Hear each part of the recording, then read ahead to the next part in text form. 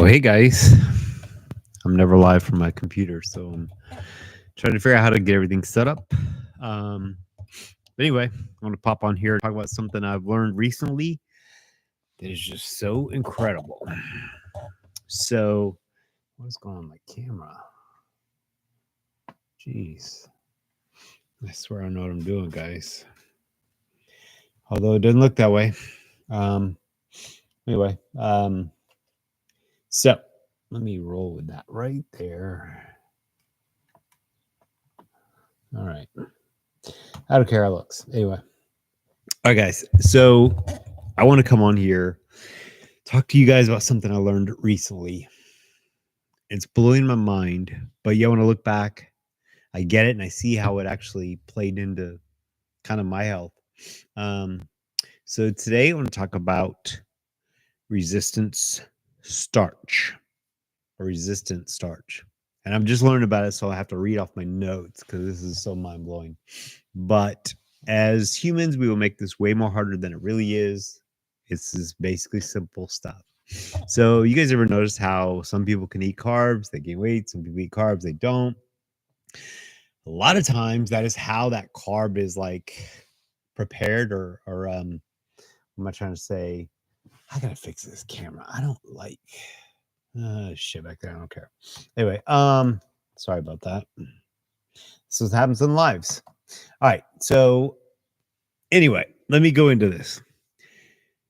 So most carbs, when you eat them, will start to break down when they hit the small intestine, which is great, except the small intestine then will split things up into, fat, energy, blah, blah, blah, blah, blah.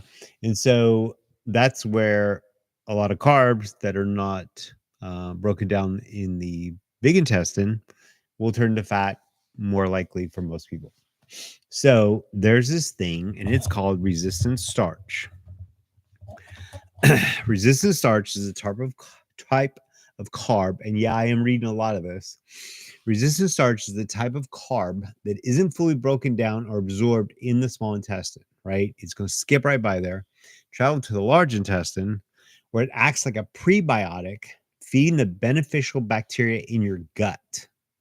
Okay, that's cool. The fermentation process produces a short chain fatty acids such as butyrate. We'll learn more about that later, which offers several health benefits.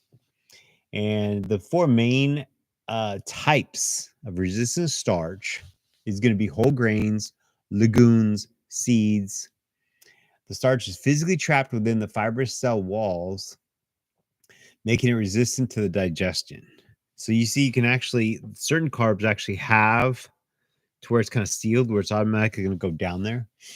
And then number two will be present in some raw starchy foods like green bananas, raw potatoes. And this structure makes it more difficult for digestive enzymes to break it down, right? So if it's not going to be broken down, it's just going to leave your body. It won't be turned to fat. Then number three will be formed when starchy foods like potatoes, rice are cooked and then cooled. This is very important. This process is called retrogradation. Changes the starch's structure, making it more resistant to digestion. This is important. And this is what we're really going to touch on later on.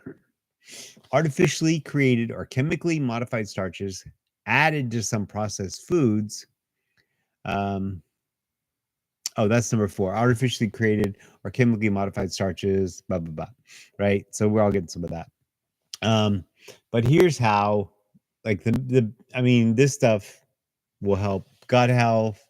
And if you guys know me and you've gone back to my earlier videos, like I think I have insulin issues or blood sugar issues, meaning I just don't tolerate it well and I spike and then I drop to the ground. So this is something that I've really looked into for a while, and I'll tell you what, it's really quite amazing. Anyway, so there's a lot of health benefits from it, but now let's go into this part. So the food sources of resistant starch I'm gonna list them all, right? And you can go to Gemini or Google, whatever, look all this up, and it go even on a deeper dive with everything. But grains, oats, barley, brown rice, whole wheat, bread, pasta, especially when cooked and cooled, legumes, beans, kidney black, pinto, baked lentils, and chickpeas. Um, Starchy vegetables, green bananas, plantains contain more resistant starch when unripe. Potatoes, especially when cooked and cooled. Nuts and seeds, cashews, um, raw potato starch can be used as a supplement. So you can actually take that the oh my gosh, where's it at? You can take the butyrate that's actually a supplement. You can add it to foods and make it become resistant starch. But here's something that's kind of cool. So this is the tip. This is the main part I want to get to about this. This is how you can make most of your carbs or your starches to be resistant starch intake. So let's take rice or potatoes or pasta, right? You cook it, then you allow it to cool completely. Some people say 12 hours or more. Some people just say cool. It doesn't matter. And then if you once you cook it and then you cool it, it expands when you cook it, and then it kind of starts to come back, but it doesn't come back the same. That's where it just became a resistant starch or more resistant than when it was. So, like, I can even look back at pizza, right? You can take a pizza that's cooked in the store, you take it back, and then even the next day eating it cold, that crust is more resistant than it was warm when it came out of the box. That's crazy. Um, and so you can there's really I haven't found any studies that could tell you how many times it does what, but like even bread that's made, it's cooked somewhere, it's put in a bag, we got it, and then you toast it. So you have it when it's cold, that sandwich, that's one thing. But then if you toast it, you just heat it up again, and then you eat that sandwich later on in the day where it's colder, that's even more resistant than the initial point. You see what I'm saying? There's ways to do this. And reheating doesn't really change it. It doesn't make it go back or anything else. It actually makes it more resistant as you do it. And all the foods are going to be very different. But even like, let me think here. And you can add certain foods to a meal that'll make the whole meal more resistant than the others. So like sweet potatoes are pretty they're low glycemic and they tend to be very resistant to begin with. So sweet potatoes are a very good option. Green bananas in smoothies, then they have a higher resistant starch count. And it's just, little tricks like that. But I never understood these overnight oats crap. Overnight oats is actually very resistant starch because um, you're actually soaking them overnight, and that resists the starch. That makes their starch more resistant, and then you're eating it basically cold the next day. It's way more resistant than cooked oatmeal. I mean, it's crazy. The temperature of your food can actually change what it does to your body. I love this. Um, and then one other trick you can do, this is where I said that the butyrate, or you can add a supplement to it, but you can take raw potato starch, add a tablespoon to a smoothie or sprinkle it on food. Um, it's generally recommended to increase your intake of resistant starch gradually to avoid the potential digestive discomfort like gas, bloating, to your gut bacteria adjustment.